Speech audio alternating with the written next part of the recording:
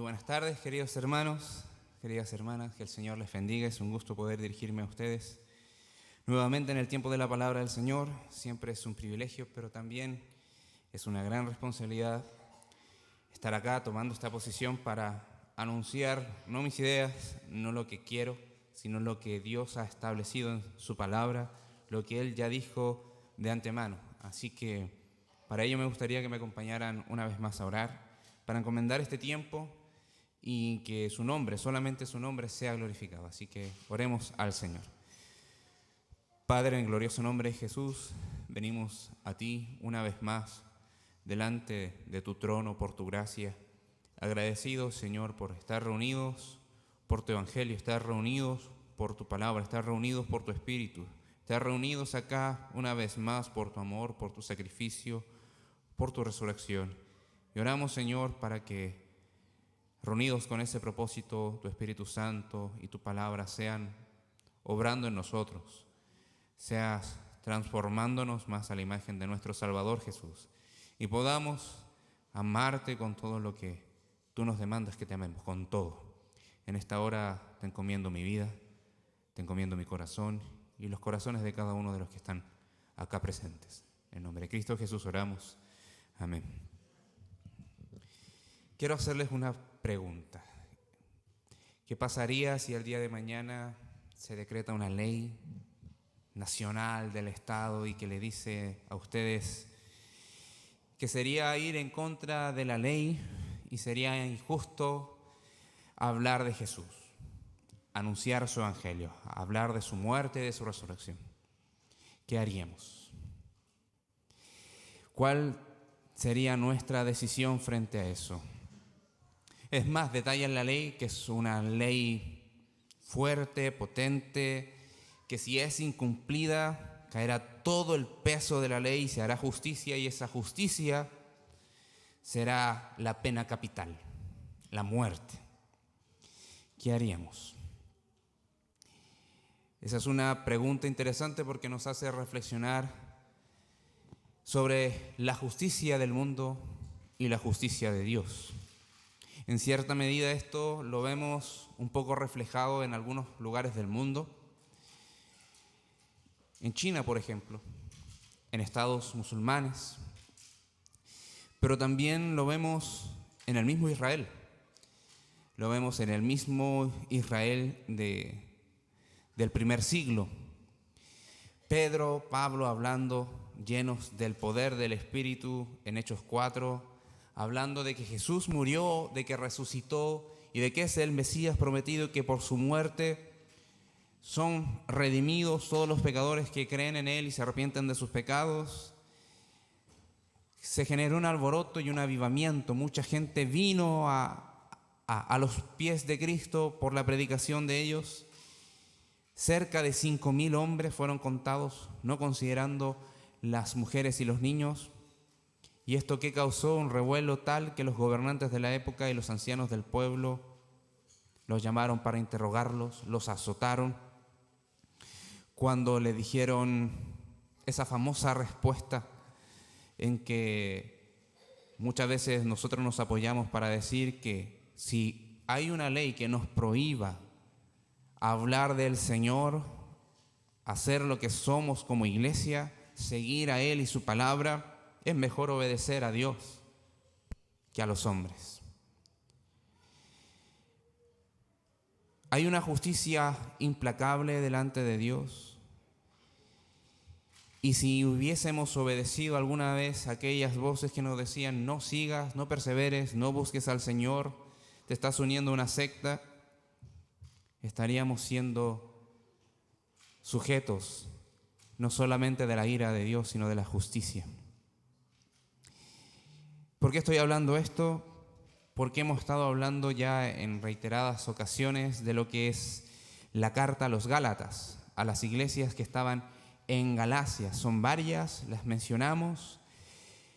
Y el apóstol Pablo está dirigiendo esta carta para hacer notar que nuestras obras y lo que hacemos delante de Dios no tienen ningún mérito para ser justificados delante de Dios. Y eso es eso es ir en contra de lo que nosotros entendemos hoy como legalismo. Legalismo, el método de un sistema de creencias que buscan que tú te ganes la redención, que tú entres al cielo por la observancia de los mandatos de Dios. Y no se entiende cuál es el propósito de los mandatos de Dios. Entonces estamos en el capítulo 2, donde el apóstol Pablo estaba defendiendo su apostolado, pero también estaba presentando defensa fuerte al Evangelio. Esto fue escrito cerca del año 49 y vamos a ver algo maravilloso porque nos recuerda el Evangelio una vez más y encontramos un ejemplo divino en las Escrituras en Lucas 18. Lucas 18, versículo 9. Esta es una parábola. Parábola es una comparación que busca tomar una historia real y ejemplificarla y tomarla como ejemplo para dar algunas lecciones importantes. El Señor lo usó mucho para enseñar el Evangelio, pero también para ocultar la verdad profunda del Evangelio. Dijo también Jesús esta parábola a unos que confiaban en sí mismos como justos y despreciaban a los demás. 2 hombres subieron al templo a orar, uno era fariseo y el otro recaudador de impuestos. El fariseo, puesto en pie, oraba para sí de esta manera: Dios, te doy gracias porque no soy como los demás hombres, estafadores, injustos, adúlteros, ni aun como este recaudador de impuestos. Yo ayuno 2 veces por semana, doy el diezmo de todo lo que gano. Pero el recaudador de impuestos, de pie y a cierta distancia, no quería ni siquiera alzar los ojos al cielo, sino que se golpeaba el pecho diciendo: Dios, ten piedad de mí, pecador. Les digo que éste descendió a su casa justificado, pero aquel no. Porque todo el que se engrandece será humillado, pero el que se humilla será engrandecido. ¿Por qué vinculo esto con el ejemplo que les di? Porque si fuésemos puestos a prueba de esa forma, ¿temeríamos a la justicia de los hombres o a la justicia de Dios? Y cuando tememos la justicia de los hombres, muchas veces está algo solapado en nuestro corazón: nuestra difamación. Si me desacreditan en el mundo, ¿qué va a ser de mí? Pero es mejor ser desacreditado por el mundo y ser reconocido por Dios, por su gracia. Lo que vamos a ver hoy es que el Evangelio nos salva solo por fe en la muerte y resurrección de Cristo, y concede justicia al que cree en Él, y una vida que ha muerto al pecado y existe para la gloria de Dios. El Evangelio nos salva solo por fe en la muerte y resurrección de Cristo Jesús, y concede justicia a aquel que cree en Él, y una vida que ha muerto al pecado y existe para la gloria de Dios. Vamos a leer el pasaje, y es Gálatas 2, del versículo 17 al 21. Gálatas 2, versículo 17 al 21. Dice así: y si buscando ser justificados en Cristo también nosotros somos hallados pecadores, ¿es por eso Cristo ministro de pecado? En ninguna manera. Porque si las cosas que destruí, las mismas vuelvo a edificar, transgresor me hago. Porque yo por la ley soy muerto para la ley, a fin de vivir para Dios. Con Cristo estoy juntamente crucificado, y ya no vivo yo, mas vive Cristo en mí. Y lo que ahora vivo en la carne, lo vivo en la fe del Hijo de Dios, el cual me amó y se entregó a sí mismo por mí. No desecho la gracia de Dios, pues si por la ley fuese la justicia, entonces por demás murió Cristo. Titulé este sermón así: Jesucristo, la vida del creyente. Jesucristo, la vida del creyente. No sé si a simple lectura notan que parece un argumento un poco complicado, a veces un poco profundo en lo teológico y además fuerte. Esa parte del versículo 21 cuando dice: si por la ley fuese la justicia, ¿Por demás murió Cristo? Eso me ha tenido reflexionando una vez y otra vez, no me ha dejado tranquilo. ¿Por qué? Porque estamos viendo el contraste de los méritos de Dios versus nuestra insuficiencia. Hermanos, la buena noticia del Evangelio también presenta una mala noticia que describe nuestra realidad. Somos insuficientes para agradar a Dios. No te puedes ganar la salvación. No importa cuántos sacramentos hayas hecho en la Iglesia Católica. No importa cuánto te esfuerces en cumplir al pie de la letra todo, incluso como protestante hoy. Nuestros méritos nunca alcanzan la gloria de Dios. Nunca satisfacen la gloria de Dios. Jamás lo van a satisfacer porque somos totalmente pecadores y depravados por naturaleza.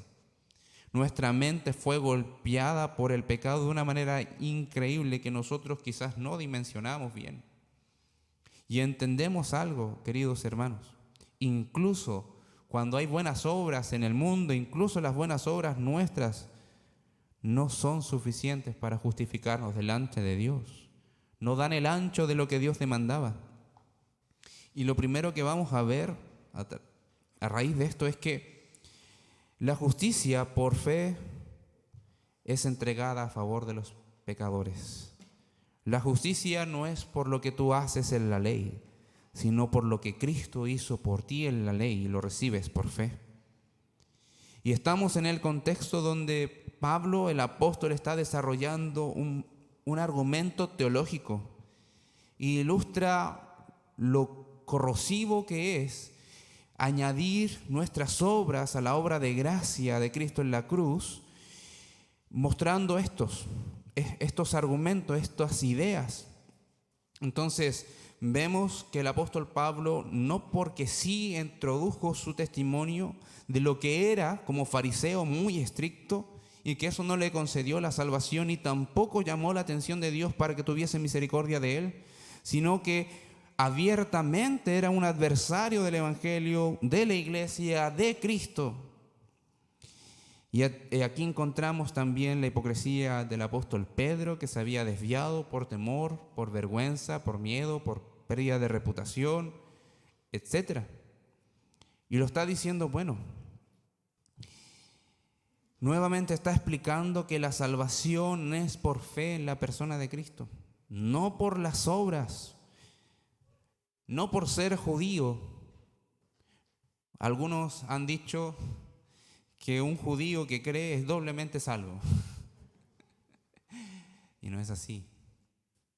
Los judíos en la época estaban tan condenados como los gentiles que podrían haber estado adorando al sol. ¿Por qué? Porque ellos estaban entendiendo que la ley era para justificarse delante de Dios y no para tratar con sus pecados. Era la ley una guía que nos llevaba hacia Cristo, entendiendo que refleja el carácter santo de Dios y nuestra incapacidad de ser justos por naturaleza. Si fuésemos justos, la ley no tendría sentido de que hubiese venido. ¿Para qué si somos tan buenos? Entonces, aquí presenta en el versículo 17, y si buscando ser justificados en Cristo, también nosotros somos hallados pecadores, y agrega que Cristo vendría a ser, si los judaizantes y los legalistas que dicen hay que ser judío primero y luego creer en Cristo para ser salvo, Cristo es un servidor del pecado. Por eso es tan grave, queridos hermanos. Y cuando dice la idea de buscar es requerir, pedir, querer, demandar. Si decimos que estamos llegando a ser justos delante de Dios, declarados justos, esta idea de ser justos implica que no somos culpables de ningún delito. No somos culpables de ningún quebrantamiento de la ley de Dios, de nada. Y a veces pareciese que Decimos, ya, somos justos. Y damos un espacio a que en algún momento nos convertimos justos y de ahí en adelante vamos a vivir justamente. Y eso implica que es un pago, mi vida en adelante, un poco de lo que no hicimos bien en el pasado. ¿No, queridos hermanos? La justificación de Cristo es tal que hace que delante de Dios tú no hayas quebrado ninguno de sus mandamientos. Porque es sinónimo también de decir que eres santo. Y eso lo hace Cristo. Entonces dice, si buscamos ser justificados en Cristo, y se supone que los judaizantes que dicen que tienes que ser un observador de la ley y además crees en Cristo, si ellos tienen la razón, el evangelio de la gracia no tiene ningún sentido. Si era correcto decir que tenemos que añadir a nuestra fe en Cristo guardar el sábado, tenemos que seguir observando las fiestas relacionadas con la luna. Tenemos que seguir celebrando esas fiestas nacionales del pueblo judío, como la fiesta de los tabernáculos. Incluso recordando la Pascua como un mérito para ser aceptado delante de Dios. Lo que Cristo enseñó estaba mal. Y Él mintió. Y Él dijo que en su sangre era una sangre de un nuevo pacto.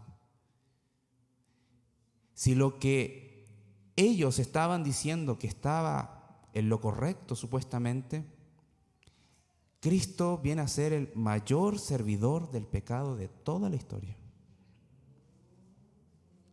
Está llevando para sí a un montón de gente que le sigue, que le sirve, que cree sus enseñanzas, a aceptar que son pecadores y no esforzarse a agradar a Dios por sus méritos. Él viene a ser un ministro de pecado. Queridos hermanos, y así lo siguen creyendo muchos. Cuando los judíos se resisten a creer en el evangelio, están diciendo que Cristo es un mentiroso.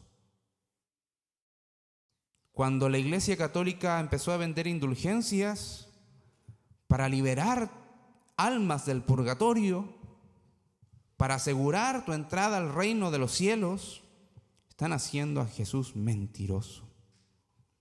Cuando tú agregas obras y pensando que por tus obras vas a ser mejor moralmente, queridos hermanos, no estás confiando en la gracia suficiente de Cristo. Porque nuestro cambio de corazón, ¿quién lo hizo? ¿Nosotros? Lo hizo el Señor. ¿Tu santificación, quién la asegura? ¿La asegura nuestras obras o el Señor? El Señor la asegura. Eso no quiere decir que no tenemos responsabilidad, y lo vamos a ver más adelante. Pero si el Señor no la asegurara, si el Señor no te entregara ese poder por su Espíritu y su palabra, créeme, hermano, que uno patalee y haga lo que quiera, se dé la vuelta carnero que quiera, no vamos a ser ni una pizca más santos de lo que somos hoy.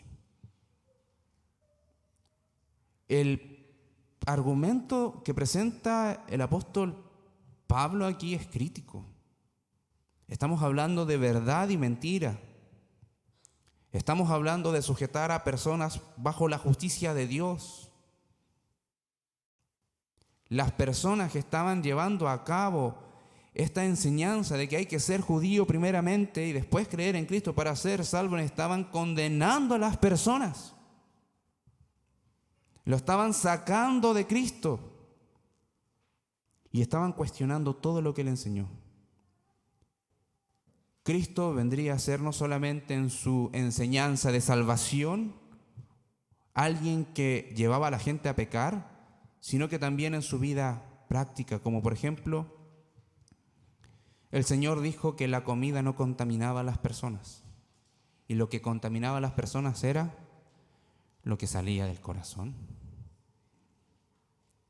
Si empezamos por esos detalles, todo estaba invalidado.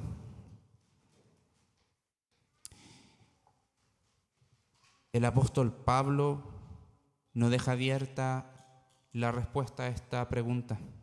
Si se fijan, inmediatamente que coloca ese supuesto y esa pregunta irónica para decir, ok, ¿ustedes creen en Cristo? ¿De verdad creen en Cristo? Pero también están asumiendo el tema del legalismo en sus pensamientos y empiezan a distorsionar el Evangelio. ¿Es Cristo ministro de pecado? Y no deja así como abierto. Dice, de ninguna manera. De ninguna manera Cristo es un ministro de pecado. Él es el Santo de Dios. Él es el Dios Santo encarnado. Él sufrió las tentaciones que tú y yo no pudimos resistir. Él resistió al mismo diablo. Él es santo. Santo, santo por toda la eternidad. De ninguna manera Cristo es un ministro de pecado. De ninguna manera Cristo lleva a las personas a pecar. De ninguna manera Cristo sujeta a las personas al juicio de Dios, sino que las salva de la justa ira de Dios. Versículo 18. Y en aquella dirección Pablo sigue argumentando, vuelve a traer a la mente de manera sutil su testimonio. ¿Para qué? Para explicar lo importante de tomar el Evangelio y avanzar en pos de lo que el Evangelio nos dice. Explicando que el Evangelio cambia las vidas y reciben la justicia de Dios a favor por Cristo. Y muestra lo que es un evangelio falso con lo que es el evangelio verdadero. Dice, porque si las cosas que destruí, las mismas vuelvo a edificar, transgresor me hago. Aquí está hablando de un apóstata. Aquí está hablando como suponiendo de alguien que toma y recibe el evangelio y persevera un tiempo, pero después empieza a estudiar y se vuelve legalista nuevamente. Se hace un transgresor de la misma gracia del Evangelio. Dice, las cosas que destruí, aquellas mis antiguas creencias sobre la salvación basada por las obras, por el legalismo, las destruyó. Esa idea de destruir es demoler, como derribar un edificio. ¿Y cómo las derribó? No solamente Dios lo derribó en su mente, Él mismo, entendiendo la razón de Dios conforme a su evangelio, empezó a deshacerse prácticamente de todas esas cosas que no le guiaban a la salvación, más eran un obstáculo para andar conforme a un salvo. Pero también se armó de valor y salió a predicar para derribar toda clase de argumentos que fuese en contra del evangelio. Cuando Pablo iba de viaje misionero, ¿a dónde iba primeramente? A las sinagogas. No iba a medias tintas Pablo. Tenía vestimenta judía, israelita, hebrea, y eso es la puerta de entrada para decir, ok, yo también quiero hablar de la palabra del Señor. Y les traigo las buenas nuevas del Mesías. Y empezó a derribar. Muchos creían, otros se le oponían. Entonces supone y dice, si vuelvo a levantar esta creencia, si la vuelvo a avalar en algo, si vuelvo a edificarla, a construirla como un edificio, ¿sabes lo que significa, hermanos? Renunciar a creer que la muerte de Jesús y su sangre derramada en la cruz es suficiente pago para que seamos limpios de todos nuestros pecados y que eso nos hace justos delante de Dios, totalmente santos y herederos del reino. Si Pablo volvía a edificar ese sistema, por más que dijera, no, si soy judío, practico esto, pero también creo en Cristo, no hay medias tintas, hermano. No hay medias tintas acá.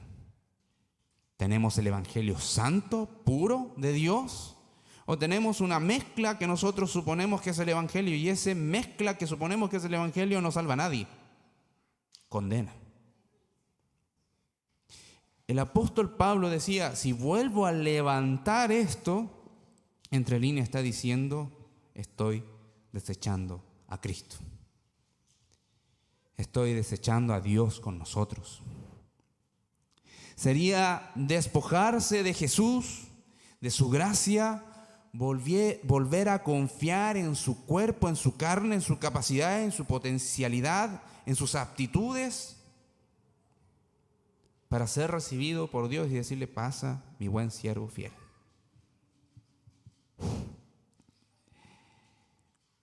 Si Pablo renunciaba a la salvación por gracia, sería uno de los más grandes transgresores de lo que Dios estableció para la salvación.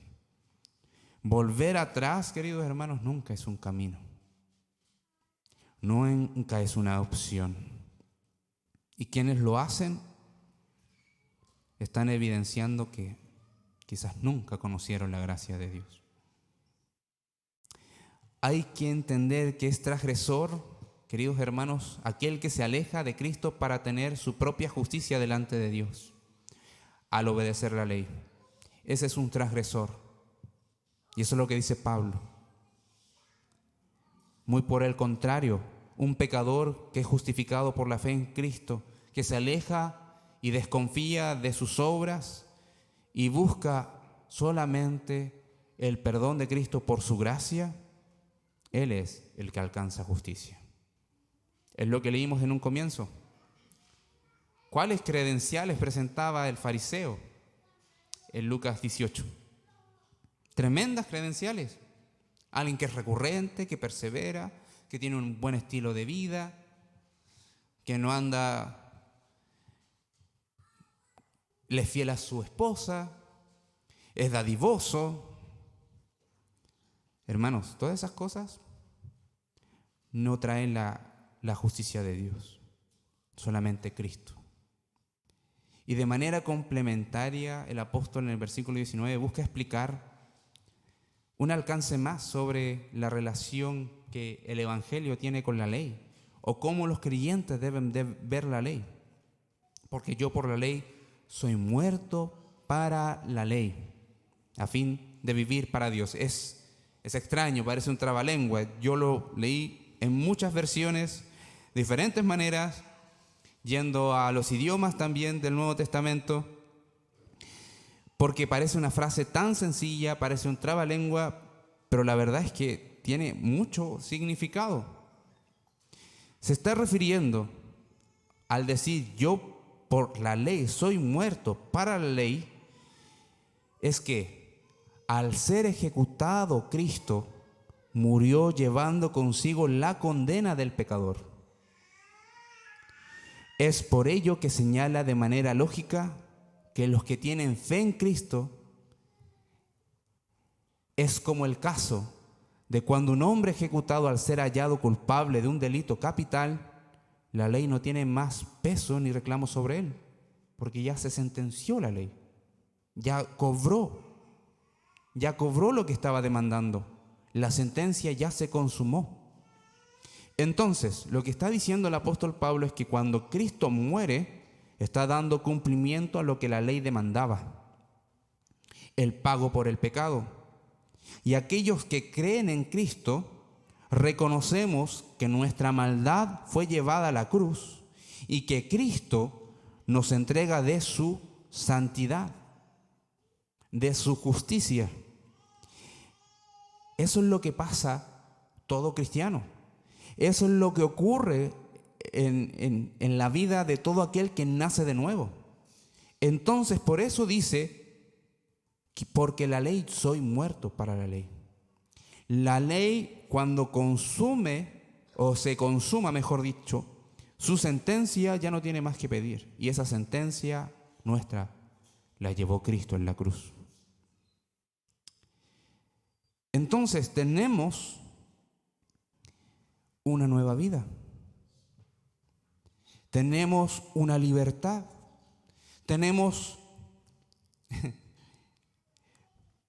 una segunda chance. Tenemos una vida que está libre de las demandas de la ley para condenarnos, porque Cristo ya pagó esa condena. Cristo ya pagó esa condena. Y Romanos 7, del 1 al 6, lo dice, en otras palabras, lo dice de una forma distinta, pero el fondo es el mismo. Dice: ¿acaso ignoras, hermanos, pues, hablo con los que conocen la ley, que la ley se enseñorea del hombre entre tanto que éste vive? Porque la mujer casada está sujeta por la ley a su marido mientras éste vive. Pero si el marido muere, ella queda libre de la ley del marido. Así que si en vida del marido se uniere a otro varón, será llamada adúltera. Pero si su marido muriere, es libre de esa ley, de tal manera que si se uniere a otro marido, no será adúltera. Así también vosotros, hermanos míos, habéis muerto a la ley mediante el cuerpo de Cristo, para que seáis de otro, del que resucitó de los muertos, a fin de que llevemos fruto para Dios. Porque mientras estábamos en la carne, las pasiones pecaminosas que eran por la ley obraban en nuestros miembros, llevando fruto para muerte. Pero ahora estamos libres de la ley por haber muerto por aquella en que estábamos sujetos, de modo que sirvamos bajo el régimen nuevo del Espíritu y no bajo el régimen viejo de la letra. Ya no hay más condenación. Eso significa que podemos pecar y seguir pecando y con nuestra conciencia limpia y libre. No, hermanos. Romanos 6. ¿Qué pues diremos? ¿Perseveraremos en el pecado para que la gracia abunde? ¿Cuál es la respuesta? En ninguna manera, porque hemos muerto al pecado. ¿Cómo viviremos aún en él? Cristo fue crucificado por tu pecado. ¿Cómo vas a seguir viviendo en ese pecado? Queridos hermanos, también entendemos que la justicia de Dios fue completa. Y no olvidemos en ningún instante, queridos hermanos, que la ley fue cumplida en Cristo. Y nosotros hoy, ¿qué debemos de hacer? Responder en obediencia a Dios. Para santificación, no para salvación, en obediencia a su ley. Pablo lo enseña en Romanos 6. Enseña que la ley no puede condenar a un creyente porque Cristo ya pagó esa condena al morir en la cruz. Romanos 7, la ley convence de pecado tanto a incrédulos como a creyentes. Pero también encontramos que no puede la ley librar a un creyente del pecado, y los creyentes pueden andar en el poder del Espíritu y cumplir los mandatos del Señor. No podemos hacerlo solo. Ese es el fondo. Y eso también lo encontramos en Romanos 6 al Romanos 8. Ahora, querer volver atrás es como un hombre preso que fue sentenciado a una cantidad de años por una pena y que es liberado una vez cumplidos los años de su condena y que quiere volver a la cárcel y cumplir la misma condena otra vez, porque siente que puede cumplir esa condena mejor. ¿Ven lo iluso que es? Es lo mismo. Es lo mismo. Entonces el llamado a nosotros hoy, queridos hermanos, es: cuídate del legalismo. Cuídate de confiar en tu carne. Cuídate de confiar en tu capacidad de ser moralmente bueno. Hermanos, una vez escuché a un predicador que decía que ninguno de los creyentes es mejor que nadie. Ningún creyente es mejor que nadie. Todos estábamos en la misma condición necesitada de que Dios viniese por su gracia a rescatarnos. Y queridos hermanos, eso ocurrió. Bendito sea el Señor que vino a rescatar a este vil pecador. Y es la gracia la que nos va a llevar al trono de Dios. Es la gracia que nos va a llevar al reino de los cielos. Queridos hermanos, si incluso vemos que el Señor nos está haciendo perseverar,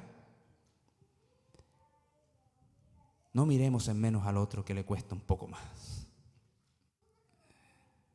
Porque así como aquel que le cuesta un poco más, tú también no te ganaste la salvación. Nadie se gana la justicia de Dios. Dios la concede por Cristo. ¿Y esto cómo nos ayuda en el día a día? Hermano, entiendo eso teológico. Estoy prestando atención a estas características importantes de estar cuidando el Evangelio, de estudiar la Biblia, porque veo de repente que hay mezclas. ¿Qué me dice a mí en el día a día con mi enfermedad? ¿Qué me dice a mí esto con mi crisis financiera? Con el problema de mi temperamento. ¿Qué me dice a mí? Los problemas que tengo con el jefe en el trabajo, los proyectos que no han resultado. ¿Qué me dice a mí, queridos hermanos? Bueno, lo dice a continuación. Tener la seguridad de que nuestra vida terrenal no define por nuestros propios medios lo que va a pasar en el más allá es maravilloso. Miren lo que dicen los versículos 20 y 21 de Gálatas 2. Con Cristo estoy juntamente crucificado y ya no vivo yo, mas vive Cristo en mí. Y lo que ahora vivo en la carne, lo vivo en la fe del Hijo de Dios, el cual me amó y se entregó a sí mismo por mí. No desecho la gracia de Dios, pues si por la ley fuese la justicia, entonces por demás murió Cristo. Por la fe, Cristo vive en mí. No hay mayor consuelo que ese. No tengo control frente a lo que estoy viviendo. Y no voy a controlar tampoco la vida de los demás. No puedo. Pero si hay algo que no me pueden quitar, no me pueden arrebatar, es la presencia maravillosa de Dios, que está conmigo mientras ría, mientras llore, mientras sufra, incluso cuando tenga tranquilidad. Con Cristo estoy juntamente crucificado. Ya no eres un títere de Satanás. Ya no eres un siervo de tu propio pecado. La realidad espiritual, hermanos, que nosotros recibimos al creer en Cristo es una maravillosa unión indivisible. Nadie nos puede separar de Cristo, y al recibir la fe y ser llevado por ese convencimiento que da el Espíritu Santo a arrepentirnos de nuestro pecado, dice la Escritura que pareciese que nuestro cuerpo también hubiese estado colgado con Cristo para matar nuestra carne, para matar ese enseñoreamiento que tenían nuestras concupiscencias sobre nuestra vida. Está matando Cristo en la cruz ese pecado que te mataba a ti. Está matando Cristo en la cruz esa carnalidad que no te deja tranquilo. Y eso pasó. Si creíste en el Evangelio, tú ya fuiste crucificado juntamente con Cristo. Y cuando dice, ya no vivo yo, Cristo vive en mí, no está queriendo decir de que si cuando pecamos, Cristo está pecando. No. Está queriendo decir que tenemos la vida eterna, tenemos de su naturaleza, tenemos su presencia divina Y que lo que antes no podíamos hacer ni más mínimamente, hoy lo podemos hacer con libertad. Yo le puedo preguntar a algunos de acá si han pecado y me van a decir sí. ¿Te ha dolido el pecado? Me van a decir sí.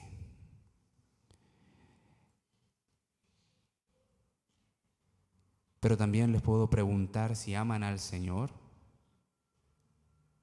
Y quizás las lágrimas se les broten por los ojos. Porque al que amo con toda mi vida, quizás no lo amo suficientemente bien. Quizás no lo amo suficientemente bien.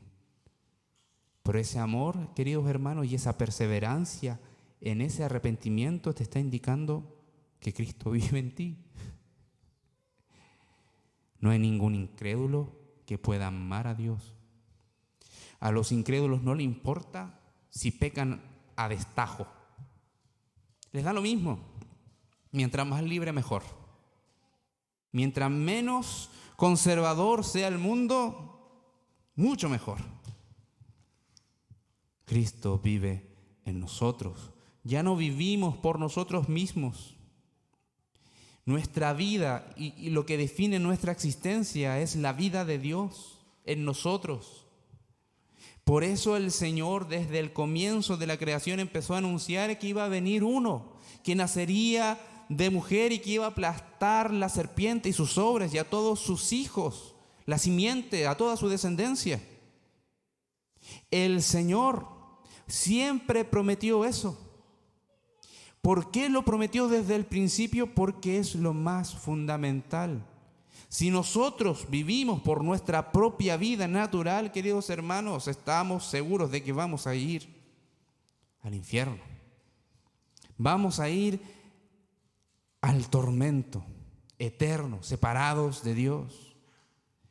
Pero porque vive Cristo en nosotros, tenemos entrada al reino de los cielos. Y lo que vivimos acá, queridos hermanos, lo vivimos en la fe del Hijo de Dios. ¿Qué quiere decir eso? ¿Qué quiere decir eso? Que no importa lo que pases acá. Y vas a sufrir, vas a llorar, te vas a angustiar, vas a estar atormentado muchas veces, no vas a poder dormir por algunas decisiones.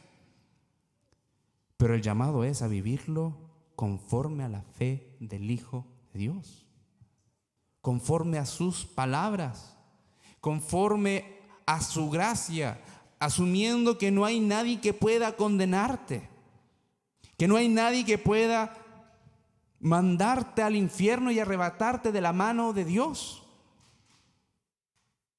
El único que pudo y puede hacerlo, queridos hermanos, se ofreció para que tú tuvieses perdón y la vida eterna. Queridos hermanos, cuando vemos esto, podemos decir que podemos enfrentar el caos más terrible en la vida, pero lo vamos a vivir con la fe en el Hijo de Dios. Lo voy a enfrentar con mi Salvador. Lo voy a vivir, lo voy a sufrir, lo voy a disfrutar con mi Salvador. No estamos solos. Nunca vas a estar solo, querido hermano. Si has recibido la gracia que te llevó a confesar tus pecados y arrepentirte de ellos y reconocer que Jesús es suficiente Salvador, jamás vas a estar solo. La desesperanza puede venir, te puede agobiar, pero bendito Espíritu Santo que nos recuerda la esperanza de que lo que vivimos hoy no es nada a comparación con la gloria venidera. ¿Sabes por qué, queridos hermanos? Porque no somos de acá. Y aunque nuestro consuelo no es ser librados de los problemas, sino es que los problemas nos van a ser un obstáculo de poder ver al Señor, entendemos que vamos a poder disfrutarlo plenamente. Lo podemos disfrutar hoy y lo vamos a disfrutar en la eternidad. Y por eso dice, no desecho, versículo 20, la gracia de Dios. Porque ¿sabes qué? Fue Él el que te amó. Eso es lo que dice el versículo 20, versículo 21. No desechó la gracia de Dios. Él te amó. No porque hiciste algo bueno. Él te amó no porque lo merecieras. Él te amó porque simplemente Él quiso hacerlo. Él quiso amarte y entregarse para que hoy tuvieses vida, para que hoy puedes ser una habitación del Espíritu Santo, hoy tengas esperanza, hoy tengas la futura promesa de que pronto vas a estar con Él. Él te amó y se entregó por ti, por mí. Por eso, hermanos, el apóstol Pablo dice, no desecho la gracia de Dios. Porque desechar la gracia de Dios es desechar a Cristo, su evangelio, su sacrificio, su sangre derramada, es despreciar su sangre, despreciar su vida, despreciar su muerte, despreciar su resurrección, desechar lo prometido desde el principio, desechar lo que la Biblia enseña. Desechar la Biblia es tomarla y botarla. Eso es desechar la gracia de Dios. Por eso Pablo dice, no puedo ser alguien que pueda ser tan tranquilo, tan inerte frente a estas enseñanzas. No puedo quedarme tranquilo porque estamos desechando al Dios de la Biblia y estamos haciendo un Dios a nuestra medida, que puede ser corruptible, que puede ajustarse a lo que yo le puedo entregar y conformarse con ello. No, queridos hermanos. Recibe la gracia tal como ella es. Recibe el amor de Dios tal como Él es. Recibe a Dios y su evangelio tal como Él es. Necesitamos hoy en día un refresco de la gracia, no porque no sepamos que gracia significa favor inmerecido o bondad inmerecida de parte de Dios, sino porque somos demasiado egocéntricos. La generación de hoy, la sociedad de hoy es egocentrista. Siempre es por lo que yo puedo y estamos en una era del conocimiento donde todo es éxito. No sé si les ha pasado cuando ven, no sé, una red social y ven logro tras logro. ¿Cómo lo hace? No duerme. Y uno ve la foto, el diploma, y uno está ahí.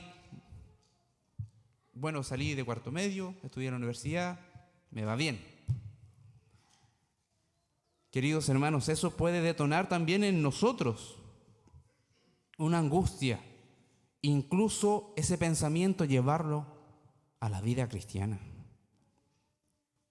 Pues si por la ley fuese la justicia, y podamos entender por medio de mis obras frente a la ley de Dios, recibiésemos las justicias, entonces no sabemos qué hizo Cristo en la cruz. Si hubiese habido uno que dijera, Señor, yo puedo, ya no tenía sentido que Jesús muriera en la cruz. Pero la verdad, cuando entendemos justicia, es aquel que hace conforme todo lo que Dios demanda y entregar de acuerdo a lo que cada uno se merece, retribuir o recompensar perfectamente a cada cual según corresponda. Entendemos que el mundo no tiene ese parámetro de justicia. No estamos sufriendo problemas de seguridad y ante la justicia que pareciese que no funciona muy bien, pero queridos hermanos, la justicia de Dios funciona perfectamente. Si estamos en Cristo somos totalmente justos. Pero aquellos que no están en Cristo, la justicia de Dios se va a desencadenar con ira. Si es que se mantienen en esa condición sin que antes de que el Señor venga. Si es que no se arrepienten antes que el Señor venga. Entonces, queridos hermanos, termina fuerte esta porción y dice, si era necesario Mejor dicho, Cristo y su muerte estaba de más si nosotros somos capaces de agradar a Dios. Es digno de creer otra cosa, pero la verdad es que no. La Biblia enseña y estamos claros de que desde que el hombre pecó y el ser humano pecó, las cosas fueron empeorando, empeorando y empeorando. La condición de su pecado estuvo en su mente y en su corazón, y sus obras y sus palabras lo reafirmaban. Incluso su construcción, sus formas de hacer cultura y civilización trataron de llegar al cielo por sus propios medios. La Torre de Babel.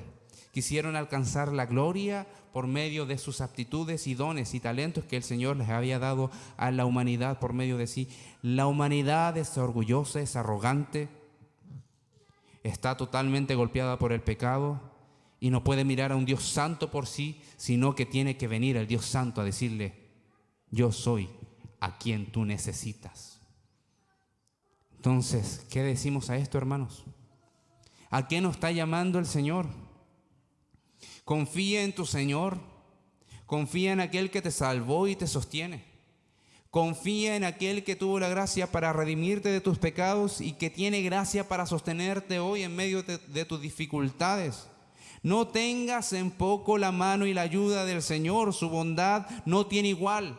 Su amor no va a acabar contigo un día. Su amor te va a acompañar hasta la eternidad y vas a disfrutar de su eternidad viviendo de esa misericordia y de esa bondad.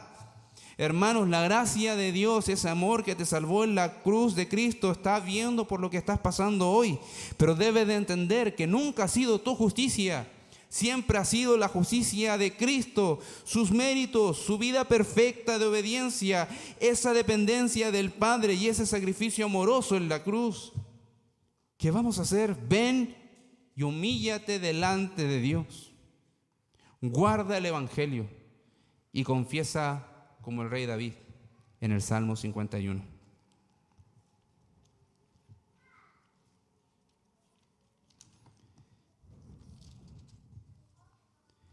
Ten piedad de mí, oh Dios, conforme a tu misericordia. Conforme a la multitud de tus piedades, borra mis rebeliones. Lávame más y más de mi maldad y límpiame de mi pecado, porque yo reconozco mis rebeliones y mi pecado está siempre delante de mí. Contra ti solo he pecado y he hecho lo malo delante de tus ojos, para que seas reconocido justo en tu palabra y tenido por puro en tu juicio. He aquí, en maldad he sido formado y en pecado me concibió mi madre. He aquí, tú amas la verdad en lo íntimo y en lo secreto me has hecho comprender sabiduría. Purifícame con hisopo y seré limpio. Lávame y seré más blanco que la nieve. Hazme oír gozo y alegría y se recrearán los huesos que has abatido. Esconde tu rostro de mis pecados y borra todas mis maldades. Crea en mí, oh Dios, un corazón limpio y renueva un espíritu recto dentro de mí. No me eches delante de ti y no quites de mí tu Santo Espíritu. Vuélveme el gozo de tu salvación y espíritu noble me sustente. Oramos al Señor. Padre, en el nombre de Jesús te bendecimos, te glorificamos porque tú eres bueno. Perdónanos cuando te hemos ofendido. Perdónanos cuando hemos confiado en nuestras capacidades para adorarte y amarte. Mas ayúdanos a entender que tú eres el justo y el santo de los santos. En ti esperamos tu venida y esperamos con regocijo ese glorioso encuentro. Padre, te bendecimos y te exaltamos porque tú eres digno de ser adorado por medio de Jesús y su muerte en la cruz. Amén.